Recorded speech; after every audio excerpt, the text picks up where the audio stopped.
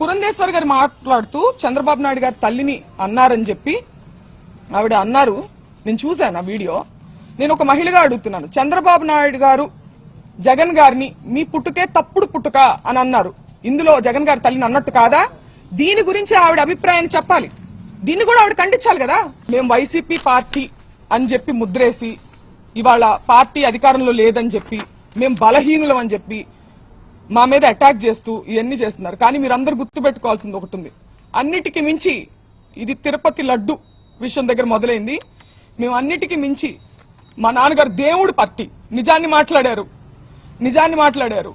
దాన్ని డైవర్ట్ చేసేదానికి ఆయన క్షమాపణ చెప్పినప్పటికీ కూడా ఇటువంటి దాడులు చేసి భయపెట్టి ఆయన దేనికి భయపడరు కాబట్టి ఇంట్లో స్త్రీల మీదకి వెళ్తే ఆయన భయపడతారనే ఒక చీప్ టాక్టిక్ ని ప్రదర్శించి ఇవాళ మా ఇంటి మీదకి వచ్చారు.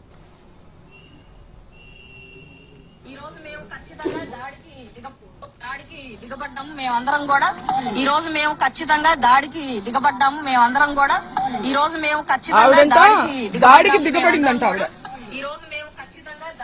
ఆవిడ దాడికి దిగబడ్డారంట.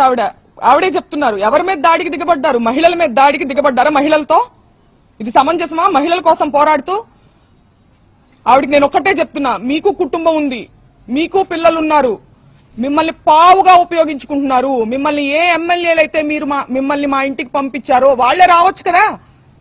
వాళ్ళు రాకుండా మిమ్మల్ని పంపించారంటే మిమ్మల్ని బలి పశువుని చేస్తున్నారు.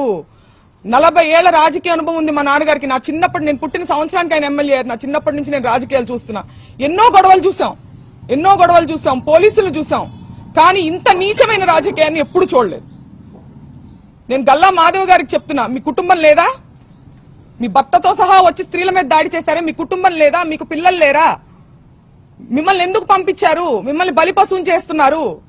వాళ్లే రావచ్చు కదా. మిమ్మల్ని పంపించిన వాళ్లే జనాన్ని వేసుకుని రావచ్చు కదా. ఆలోచించుకోవాలి. మీ మనస్సాక్షిగా వదిలేస్తున్నాం దీన్ని.